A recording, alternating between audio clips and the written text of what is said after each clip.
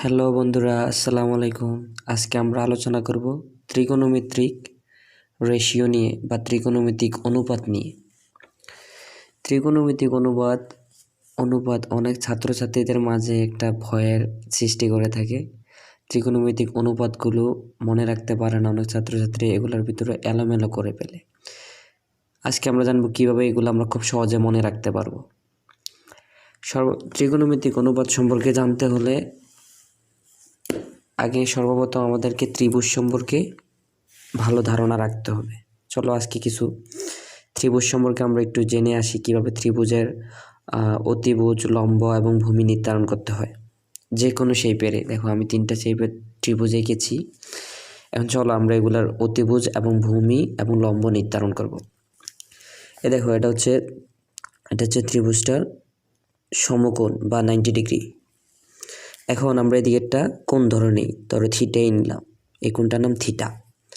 এখন যে কোনো সমকোণী ত্রিভুজের এই যে কোণটা, এই কোণের বিপরীত বাহুটাই হবে তোমার লম্ব। সবসময় কোণের বিপরীত বাহুটাই হবে লম্ব। আর এটা ভূমি, আর এই লম্বা বাহুটা হচ্ছে অতিভুজ। আমরা জানি যে অতিভুজ একটা ত্রিভুজের সবচেয়ে বড় বাহু।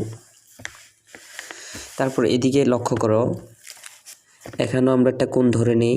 কোণটা আমি যেদিকে ধরবো এটার বিপরীত পাশের বাহুটাই হবে লম্ব। ধরো আমি এদিকে নিলাম, এদিকে যদি নেই তাহলে এটা আমার লম্ব, এটা আমার ভূমি, এইটা আমার অতিভুজ।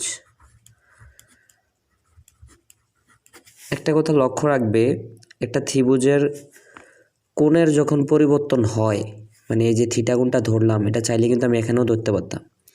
কোণের যখন পরিবর্তন হয় তখন একটা ত্রিভুজের লম্ব এবং ভূমি চেঞ্জ হয়, কিন্তু অতিভুজ কখনোই চেঞ্জ হয় না।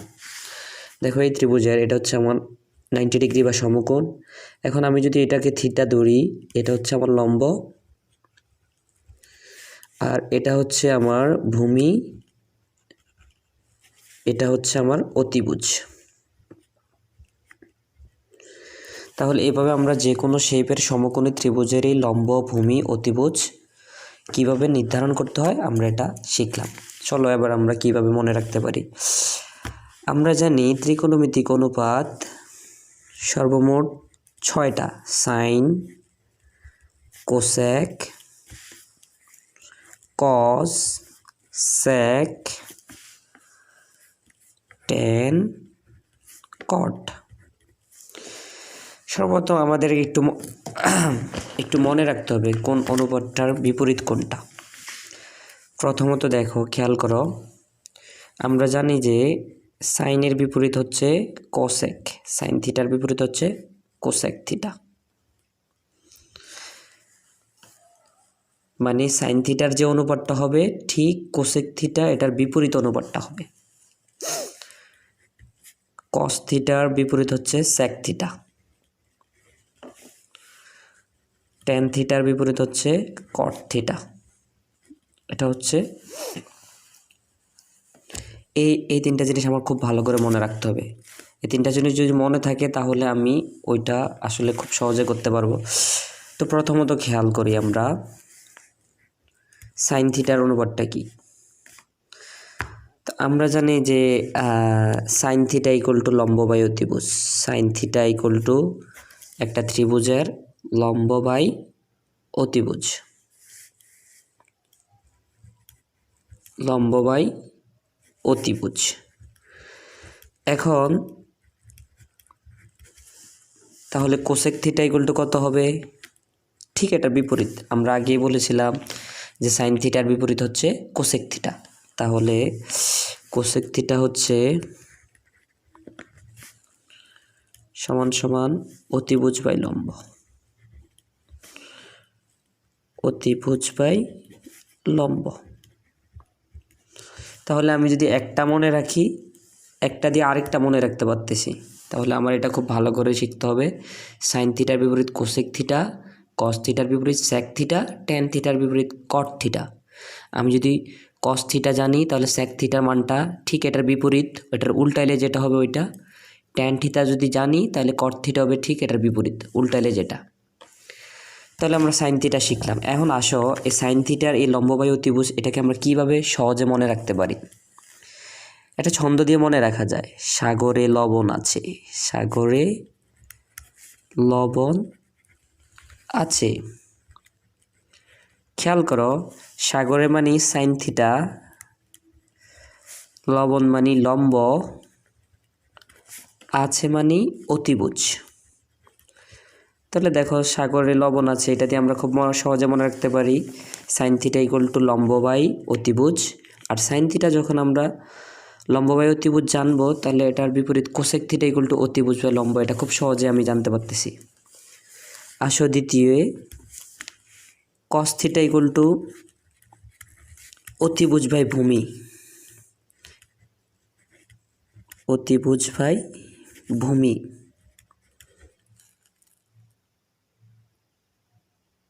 সরি, ভূমি বাই অতিভুজ, কস থিটা ইকুয়াল টু ভূমি বাই অতিভুজ, ভূমি বাই অতিভুজ।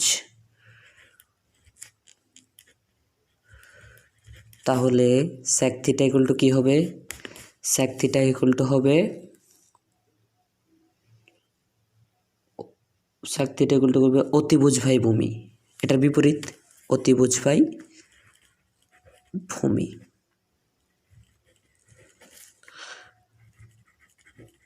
এখন আসো এটা আমরা কিভাবে মনে রাখতে পারি। এটা আমরা এভাবে মনে রাখতে পারি যে কবরে ভূত আছে, কবরে কবরে ভূত আছে। এটা দিয়ে এভাবে মনে রাখতে পারি কবরে ভূত আছে, কবরে মানে কস থিটা, ভূত মানে ভূমি, আর আছে মানে অতিভুজ।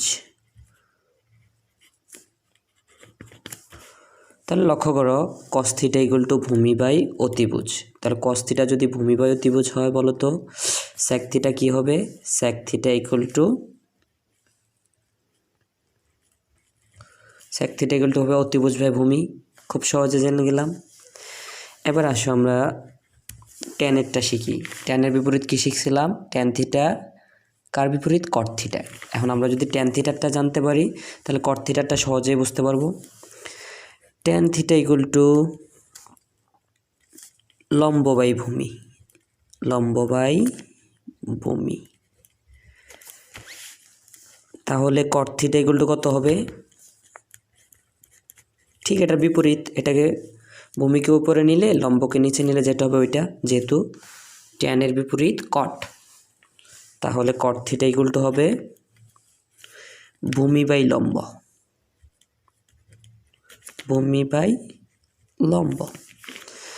আর ট্যান থিটার যে এটা আমরা এটা কীভাবে মনে রাখতে পারি ছন্দ আকারে? টেরা লম্বা ভূত, টেরা লম্বা ভূত, টেরা লম্বা ভূত। টেরা মানে ট্যান, ট্যান থিটা, লম্বা মানে লম্ব, আর ভূত মানে হচ্ছে ভূমি। তাহলে এভাবে ছন্দ আকারে খুব সহজেই আমরা ত্রিকোণমিতিক রেশিওগুলো খুব সহজে মনে রাখতে পারতেছি। কিন্তু ম্যাক্সিমাম ছাত্রই যখন আলাদা আলাদাভাবে sine theta, cosec theta, cos theta, sec theta, tan theta, cot থিটার এগুলোর অনুপাতগুলো যখন অঙ্ক করতে এগুলোর প্রয়োজন পড়ে, সবাই এটার ভিতরে একটা ঝামেলা পাকিয়ে ফেলে। এই ঝামেলা থেকে রেহাই পেতে আশা করি ভিডিওটা খুবই উপকৃত হবা। যারা মাধ্যমিকে আছো তাদের জন্য খুবই হেল্পফুল হবে ভিডিওটা। আর ভালো লাগলে অবশ্যই চ্যানেলটি সাবস্ক্রাইব করে রাখবা। আসসালামু আলাইকুম।